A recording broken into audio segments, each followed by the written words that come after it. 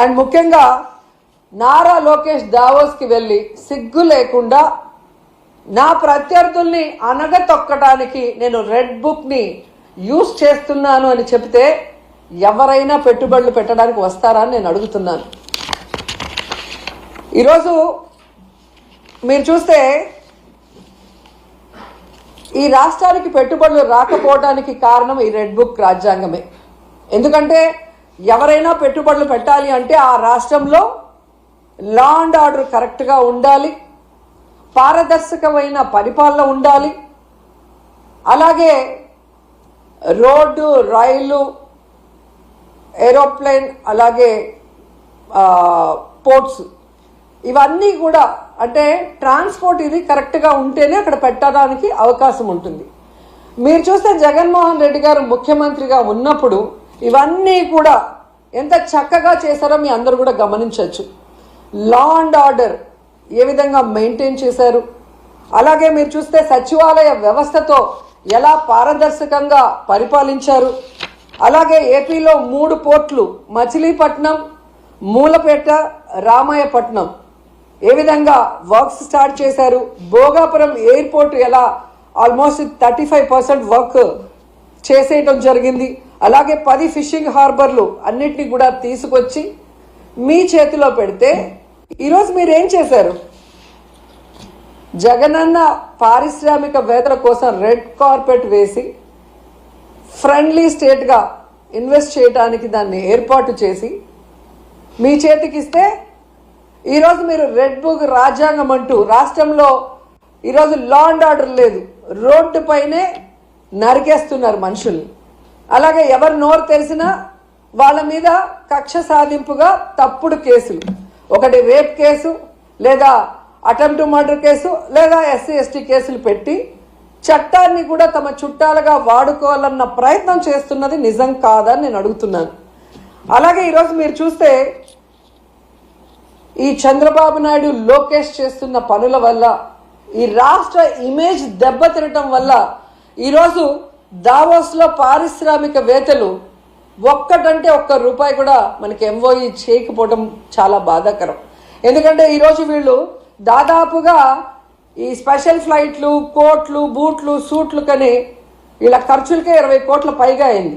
కనీసం ఆ దారి ఖర్చులకి అయిన డబ్బైనా MOEలు చేసుకొచ్చారంటే సిగ్గుచేటు. మాటలేమో ఇంత చెప్తారు కానీ పని చూస్తే జీరో. సో అందుకే అంటారు గొప్పలు చెప్పుకోవద్దయా తిప్పలు తప్పవని. కానీ చంద్రబాబు నాయుడు వినడు. ఈరోజు కేవలం తన కొడుకుని ప్రమోట్ చేసుకోవడానికే దావోస్కి వెళ్ళాడు. ఈ రాష్ట్రానికో, రాష్ట్ర ప్రజలకో, ముఖ్యంగా రాష్ట్ర యువతకో ఉపయోగపడే విధంగా ఏది చేయాలన్న ఆలోచన లేదు అనేది ఈ పర్యటనతో అందరికీ అర్థమైపోయింది. ఎందుకంటే అంత పెద్ద వేదిక మీద సీఎం చంద్రబాబు నాయుడు గారు మా రాష్ట్ర ఆర్థిక వ్యవస్థ చితికిపోయింది, చాలా పేద రాష్ట్రంగా మేము మిగిలిపోయాం అని అంత పెద్ద వేదిక మీద చెప్తే ఏ పారిశ్రామికవేత్త వచ్చి ఇన్వెస్ట్ చేస్తాడు? అసలు ఎందుకు అలాంటి మాటలు మాట్లాడాల్సి వస్తుందో నాకు అర్థం కావట్లేదు. ఎలక్షన్స్ ముందు కూడా దాదాపుగా 14 లక్షల కోట్ల అప్పు ఉందని చెప్పి అబద్ధాలు చెప్పటం, ప్రజల్ని కన్ఫ్యూజ్ చేయటం. తీరా మొన్న అసెంబ్లీలో చూస్తే బడ్జెట్ డాక్యుమెంట్స్లో 6.5 లక్షల కోట్లు మాత్రమే అప్పు ఉంది అని చెప్తారు. రాష్ట్రం విడిపోయాక నువ్వే కదా మొదట ముఖ్యమంత్రిగా 5 సంవత్సరాలు ఉన్నావు. నువ్వు ఎంత అప్పు చేసి దిగిపోయావు, 5 ఏళ్లలో మేము ఏం చేసామో చెప్పాలి కదా జనాలకి. కానీ బయట ఒకటి లోపల ఒకటి మాట్లాడటం.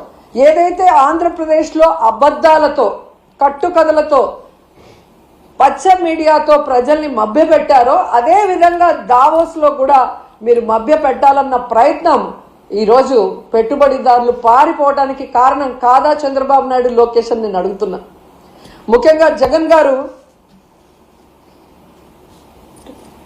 ముఖ్యమంత్రిగా ఉన్నప్పుడు దావోస్కి వెళ్తే ఏ విధంగా 1,26,000 కోట్ల రూపాయలకి MOEలు చేసుకొచ్చారో మనం అందరం కూడా కల్లారా చూసాం.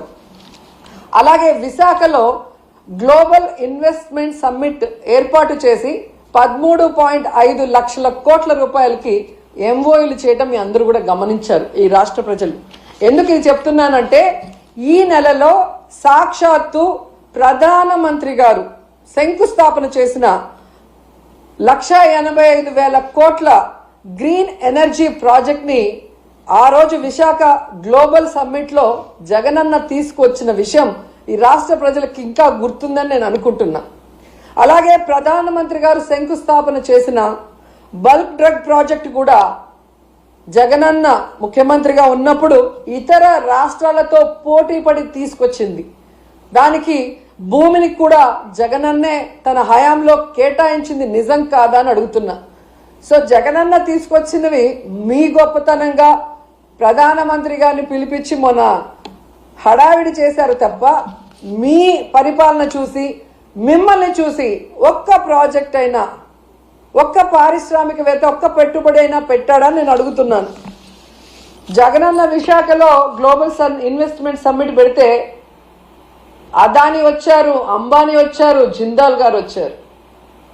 అది జగనన్న క్రెడిబిలిటీ, ఆయన సుపరిపాలన, ఆయన పారదర్శకమైన పరిపాలన, ఆయన ఫ్రెండ్లీ నేచర్ పారిశ్రామికవేత్తలతో, అలాగే ఈజ్ ఆఫ్ డూయింగ్తో ఏ విధంగా పారిశ్రామికవేత్తలకి అందుబాటులోకి అన్ని తీసుకొచ్చారో అందుకే వాళ్ళందరూ రావడం జరిగింది.